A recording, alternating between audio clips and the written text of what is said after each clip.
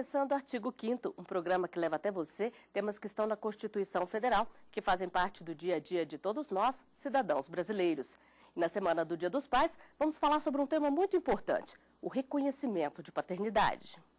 O artigo 5º determina que todos são iguais perante a lei e garante o direito de herança.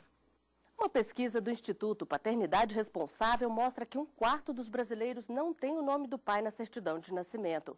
E para falar sobre o que isto pode provocar na vida de uma pessoa e o que tem sido feito para mudar esta realidade, nós temos duas convidadas no estúdio do Artigo 5º.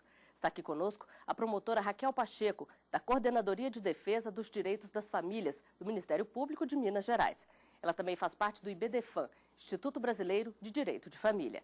Seja bem-vinda, promotora. Obrigada. Existe alguma explicação para esse número tão alto de pessoas que não têm o nome do pai na certidão?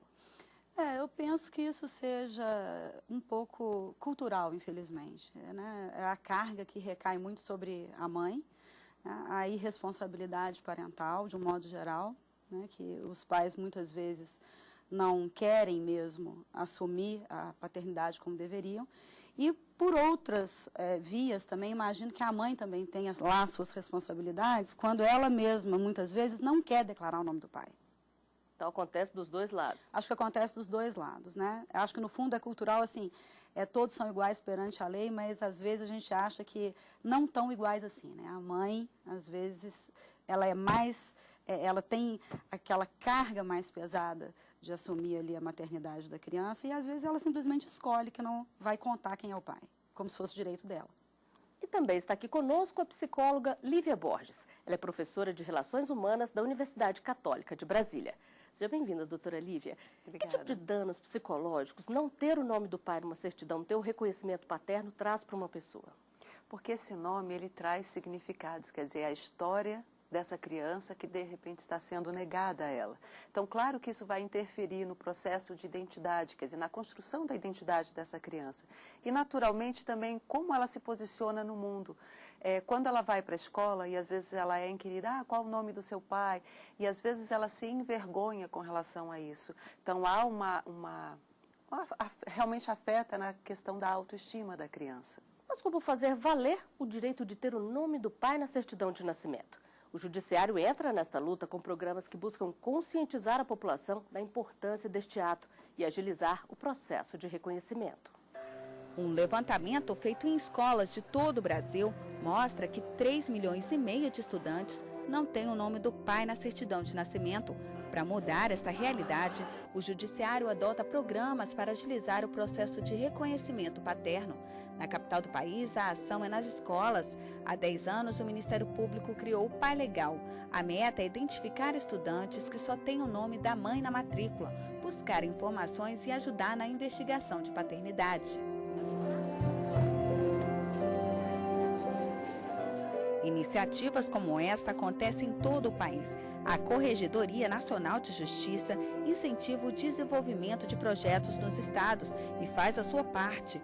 Com o programa Pai Presente, estimula o reconhecimento voluntário de paternidade a partir das informações dadas pela mãe ou pelo filho maior de idade. O judiciário vai em busca do suposto pai. É um momento em que o judiciário se dispõe a ir até o cidadão, a oferecer um serviço. Um reconhecimento que se consiga já é de uma importância capital, uma vez que resolve a situação de uma determinada criança ou de uma determinada pessoa. É muito importante, até psicologicamente, que se tenha o nome do pai devidamente conhecido, devidamente registrado. E desde fevereiro, a busca pelo pai foi facilitada pela Corregedoria, que institui um conjunto de regras e procedimentos para agilizar o reconhecimento paterno. Basta comparecer ao cartório de registro civil mais próximo para dar início ao processo. Quando a mãe ia ao cartório fazer o registro de nascimento do filho, e essa mãe é, por exemplo, uma mãe solteira e o pai não comparecia, aquele era o momento em que ela poderia indicar o nome do suposto pai para que fosse iniciado um processo. Com a resolução, se ela não fez isso na hora do registro de nascimento, ela poderá fazer isso em qualquer tempo depois, ou mesmo esse filho poderá fazer quando ele atingir os 18 anos, quando ele atingir a maioridade.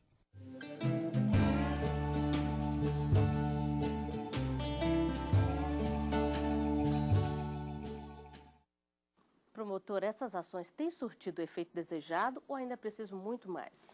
Tem surtido um efeito muito positivo. Eu percebo isso claramente em Minas Gerais. É lógico que outras ações podem também ser implementadas, né? Tanto que nós, em Minas Gerais, temos a intenção, o Ministério Público, de cada dia participar mais efetivamente, mais proativamente desse reconhecimento. Mas a resolução, agora 16, ela já ajudou muito, facilitou muito mais ainda, né, o reconhecimento. Agora, doutora, a senhora acredita que muitos pais deixam de reconhecer o filho por comodismo ou por falta de oportunidade, que ações como essa de desburocratizar realmente facilitam? Sim, com certeza. Facilitam e não só provocam também uma reflexão sobre a importância do seu papel, ou seja, na medida que o Estado também procura promover essas ações, está mostrando que, olha, o Estado está observando para ver se realmente a pessoa está atuando como deveria. Mas não só que os pais não fazem porque também por questões burocráticas. Há um outro perfil que não faz porque desconhece ou porque naquela situação que a doutora até havia comentado, a mãe se apropria dessa história e realmente nem informa o pai que ela está gerando um filho dele. Então, quer dizer, ela se investe do direito, né, de tirar o direito de uma criança, né, de reconhecer, de saber quem é o seu pai, de ter a sua história. E esse é um direito que tem que valer, né? Com toda certeza. Tem que valer. Ninguém tem o direito de se apropriar disso. Quer seja bom, quer seja não bom, quer dizer, a criança precisa saber, conhecer, para poder lidar com isso, né? Porque essa ausência é muito mais prejudicial, porque ela vai criar, ela vai imaginar em cima, quer dizer, vai ficar sempre uma lacuna. Na medida que ela reconhece, ela vai ter condições de lidar com essa história. Exatamente. Então, eu até gostaria de aproveitar a oportunidade aqui, porque, na minha opinião, a pior forma de alienação parental é essa, em que a mãe se nega a declarar o nome do pai. Porque realmente ela não tem esse direito. Esse direito ao nome, né, um direito da personalidade, é do filho. Então, a mãe tem que ter essa consciência, né? Porque o mal que se causa a uma criança que cresce com esse vazio, né, com essa interrogação na história dela, é importante que ela, para a formação da identidade dela, que ela conheça o pai, a história, né, para poder lidar com isso, né? É verdade. De que forma que o judiciário tem atuado nesses casos? Porque a gente viu esses dois exemplos, mas existem iniciativas no país todo, não é mesmo? Sim, em Minas Gerais, o judiciário tem sido muito proativo e nós temos visto muitas ações. Hoje, qualquer reconhecimento de paternidade no judiciário, o exame de DNA é feito gratuitamente, quer seja lá nos casos da Lei 8.560 ou agora para o cumprimento da resolução do provimento 12, né? Então sempre se encontra uma via mais facilitada desse reconhecimento. E o Ministério Público quer trabalhar junto, né? O Ministério Público quer ajudar o Judiciário.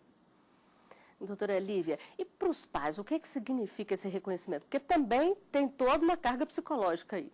Claro, é a possibilidade dele também perceber a sua real função, né, assumir esse papel. É claro que alguns não se identificam com isso de imediato, até porque alguns são até muito jovens, ou até pela multiplicidade, né, de filhos, eles não dão essa real dimensão. Mas com o passar do tempo, às vezes a gente vê em histórias que os pais se arrependem de não ter participado, sabe, da construção da identidade do filho, dos primeiros momentos na escola, ou seja, perderam anos assim extremamente especiais da vida de um ser humano, né? Então, às vezes, quando eles já estão com a idade bem avançada, vem o arrependimento, vem o sentimento de culpa. Inclusive, muitos, quando eles começam a entrar numa outra dimensão, que seria uma dimensão espiritual, religiosa, que aí a pessoa começa a rever a sua história e ver que não foi legal ter agido dessa forma, né? Então, assim, quando eles têm essa possibilidade, realmente é uma possibilidade de exercer o seu valor como pessoa e aí como pai também, como cidadão também, na construção de uma outra pessoa, na formação.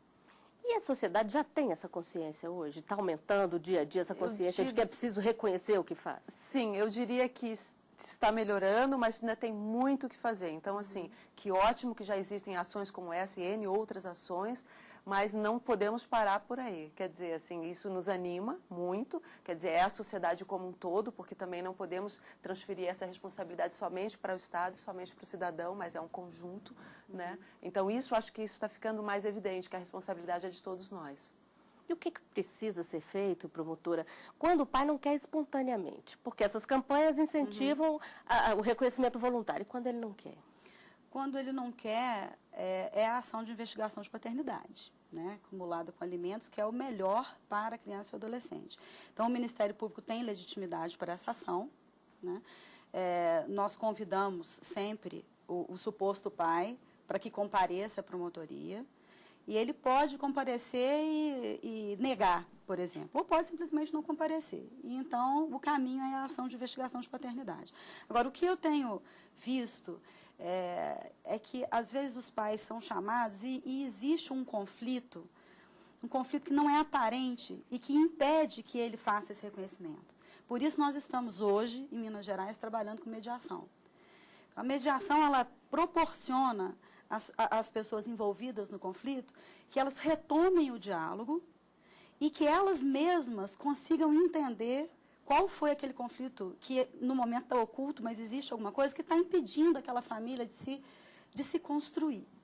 E isso tem um impacto direto com relação à construção de valores. Sim. Porque a criança pode não entender o que está acontecendo, mas ela sente o que está acontecendo. E ela vê que o discurso não bate com a realidade. Exatamente. Reconhecer, então, sem briga, é sempre melhor. Sempre é melhor. E existe, por exemplo, eu tive um caso agora há pouco tempo que o pai, depois de 14 anos, numa discussão com a mãe falou, mas você não tem que falar nada a respeito disso porque o filho não é seu. E o pai ficou com aquele peso, e ele fez DNA e realmente o filho não era dele. E o casal já estava em vias de divórcio, né, em vias de se divorciar. E esse menino, ele está destruído, porque os pais se divorciaram e o pai entrou com uma ação negatória. E veio o resultado do DNA, ele não é o pai biológico, mas ele é o pai socioafetivo.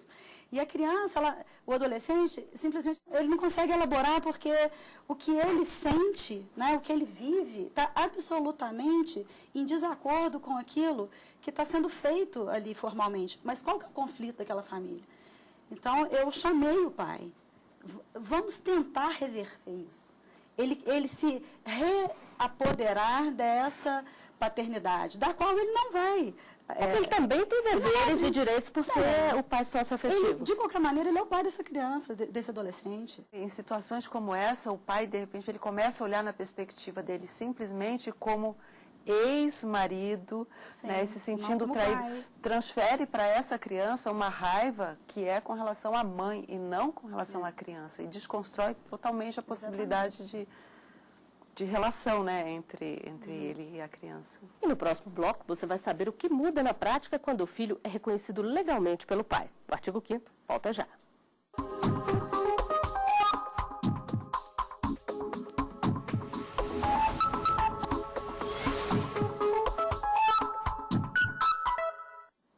Estamos de volta com o artigo 5º. As nossas convidadas são a psicóloga Lívia Borges e a promotora Raquel Pacheco, do Ministério Público de Minas Gerais.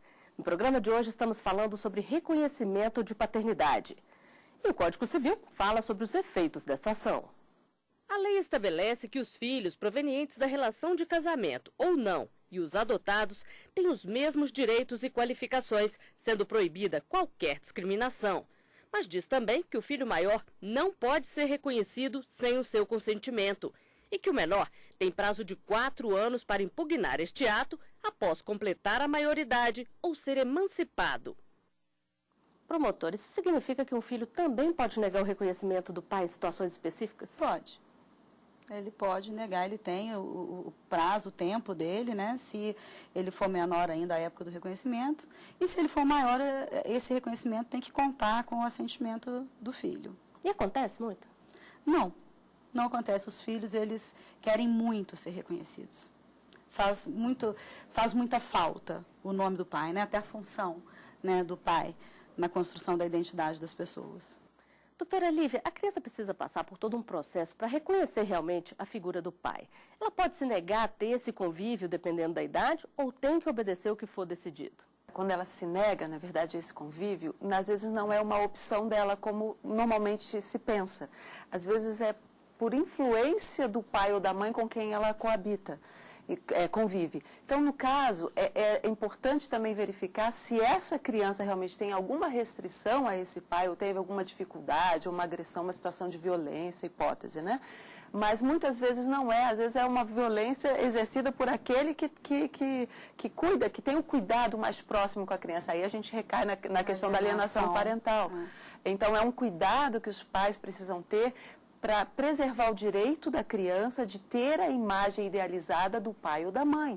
Ainda que como marido, ou ex-mulher, não seja a pessoa ideal, mas a criança precisa, até por uma construção, né, da própria identidade e para o impacto que isso vai gerar na relação que a criança vai ter com outras pessoas, do sexo oposto e do mesmo sexo. Então, tudo isso é a partir do quê? De um referencial. Aí vem a questão também da importância, né, de função materna e função paterna, que é uma carência que estamos vendo hoje na nossa sociedade, exatamente pessoas que assumam essa função paterna, que estruturem, que deem limites, que deem normas, regras. Então, isso está meio que fragmentado na nossa sociedade. Um pai pode, por exemplo, ser obrigado a ter esse convívio? Obrigar a ter o convívio é uma coisa um pouco complicada, apesar de que é direito da criança, né? A ministra Nancy Andrighi, num voto recente, né, ela disse o seguinte, né, é obrigado a cuidar, não é obrigado a amar. E o convívio tem muito, né, se aproxima muito desse interesse, desse amor, desse afeto.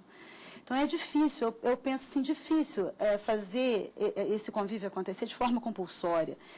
Acontecer, assim, verdadeiramente, que deveria. Então, para cumprir essa função, né, paterna, de estabelecer limites, né, eu acredito que talvez a gente não consiga fazer isso obrigatoriamente, né, compulsoriamente. Mas a criança tem direito, sim. E existem ações para compelir os pais, inclusive do Ministério Público, ações judiciais, né? Na prática a gente vê isso, querendo que o pai realmente participe, que ele conviva, que ele vá ver o filho, porque é um direito do filho. E o pai que reconhece tardiamente, ele tem os mesmos direitos da mãe? Ele pode brigar pela guarda de uma criança, por exemplo? Evidentemente, é o princípio da igualdade. Ele é pai e ele tem exatamente os mesmos direitos que a mãe e os mesmos deveres, e ele pode pleitear. Ele pode pleitear a guarda, ele pode pleitear guarda compartilhada, enfim, ele tem sim, e deve participar, não litigar. Litigar, qualquer pessoa que está envolvida numa questão de família não deve litigar. Uma pessoa já tem uma família formada e de repente aparece um filho que nem sabia que tinha, que pode ser até antes dessa relação. Como é que fica a questão desta família? A questão é começar a trabalhar em cima da verdade, porque as pessoas têm uma necessidade, né, de maquiar as informações, então elas criam uma construção também de família ideal que não existe. Então, vamos lidar com a realidade. Então, incluir essa nova pessoa na realidade, não necessariamente no convívio, porque é complicado. Você também não pode obrigar as pessoas a amarem, porque aí vem uma relação de ciúme, que é natural. Quer dizer, todos esses sentimentos ambíguos que aparecem, né, no momento em que se tem notícia disso, acontece. Até porque vai haver um tempo em que as pessoas vão precisar para digerir a questão da confiança que foi quebrada. Porque o filho idealiza que o pai, no caso, sempre teve aquela família, nunca teve uma relação fora do casamento, isso considerando que a situação fosse essa, né? Então, ele precisa reconstruir a imagem desse pai. Então, assim, romper a questão idealizada para partir para a realidade. Isso leva um tempo. E é preciso que a família saiba acolher isso, ou seja, aquilo que é positivo, aquilo que não é tão positivo assim, mas faz parte da fragilidade humana. Então, lidar com esses sentimentos ambíguos. E a questão da herança, como é que fica nesses casos, promotora? É a mesma coisa, né? Tem os mesmos direitos, o filho reconhecido. É preciso, inclusive, o reconhecimento para dar essa segurança, né, ao filho, esse direito, como também o direito aos alimentos. Então, o reconhecimento de paternidade, ele tem vários vieses assim, de benefício para a criança e para o adolescente. E nas ruas, as pessoas falam sobre a importância da figura do pai na vida do filho e como programas específicos podem ajudar a facilitar o reconhecimento. A equipe do Artigo 5º foi conferir as opiniões. Ajudem a conscientizar os pais que, porventura, não queira reconhecer a paternidade, É muito importante. Isso é uma providência que o governo tem que tomar, buscando exatamente dar essa identidade para a criança e permitindo realmente que ela se sinta uma pessoa aceita na sociedade, porque normalmente é uma discriminação muito grande. Registra um abandono, né? É difícil para a criança. Eu acho isso um descaso, né? Porque toda criança tem direito de ter um referencial, que é uma presença masculina, ou seja, o pai. Como ser humano, ele tem que saber que ele está causando problema para o filho dele, né? E que se ele fez, ele tem a responsabilidade de assumir. Não só com o nome, né? Com todas as outras subsistência da criança e tudo. Toda criança quer ter a sua origem, pai e mãe, né? Mas eu acho assim, que esse nome não vai deixar de fazer dele um homem de bem ou uma mulher de bem, não, né? Mas para a sociedade faz parte ter filiação, pai e mãe, né? É isso mesmo, doutora Lívia, não deixa de fazer um homem de bem ou uma mulher de bem, mas faz parte. Exatamente. Aí é bom porque a gente valida a condição que cada um de nós tem de rever a sua história, de dar um significado novo, ainda que haja uma falta ou não, de se reconstruir nesse processo. Agora, achei interessante a questão do abandono, né? Que quando realmente não há ali a questão do abandono. E isso é uma coisa crucial no ser humano, se distanciar daquilo que fere dessa forma, com relação à rejeição, ao sentimento de abandono. Então, trabalhar de forma com que cada pessoa possa, na sua construção da identidade, no processo educativo, saber lidar com essas frustrações para que ela não fique evitando o tempo todo, não se sinta tão frágil diante disso. Vocês convivem muito com as crianças que não têm o reconhecimento e depois passam a ter. É visível essa mudança? Visível. É uma felicidade, uma completude, uma vontade de viver o tempo perdido, né? E os pais também, muitas vezes, é o que a doutora Lívia falou, eles sentem um arrependimento, se sentem assim mal de não terem feito aquilo antes. Então, é uma oportunidade hoje, nós todos, né, trabalhando por esse reconhecimento, é uma oportunidade de uma reconstrução até mesmo da nossa sociedade, que precisa mesmo, né, de uma transformação positiva para a gente um dia viver numa sociedade mais justa, né, mais igualitária, né?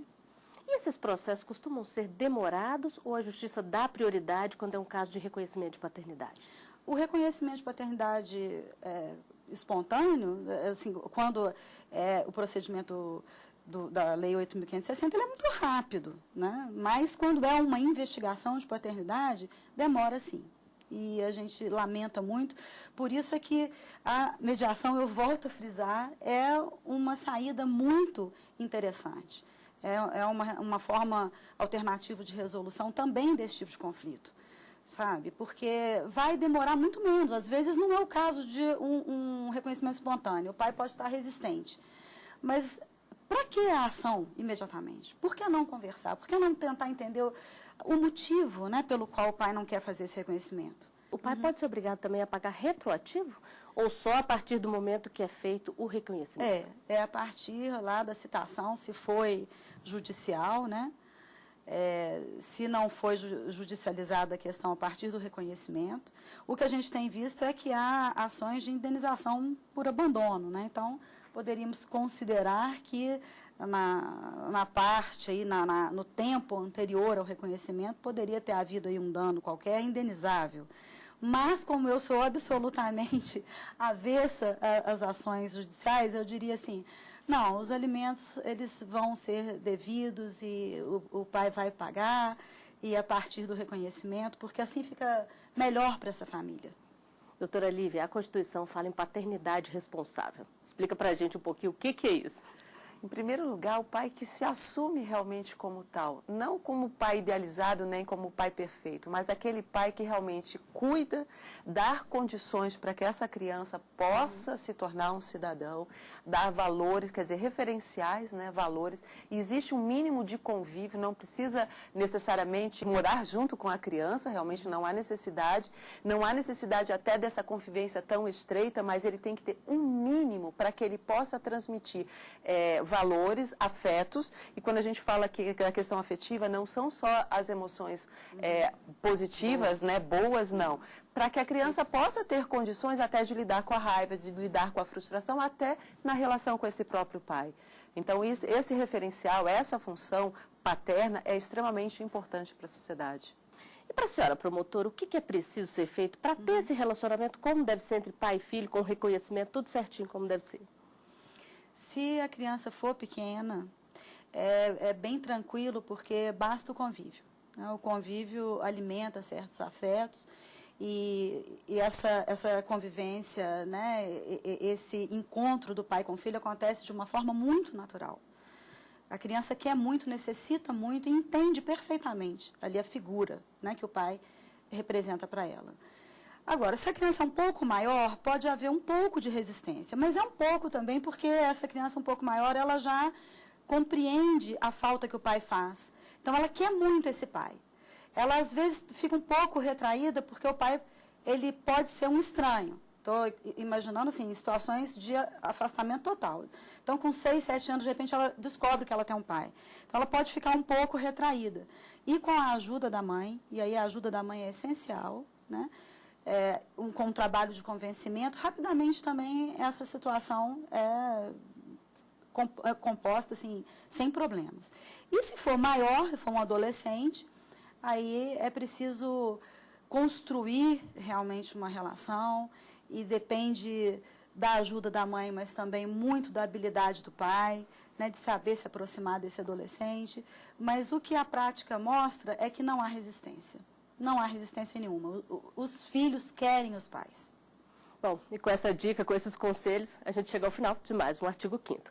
Doutora Lívia Borges, promotora Raquel Pacheco, eu agradeço a participação de vocês aqui conosco. Eu que agradeço. E você também pode fazer parte do nosso programa, mandando sugestões para o e-mail artigo5@stf.jus.br. A gente se vê na semana que vem. Até lá.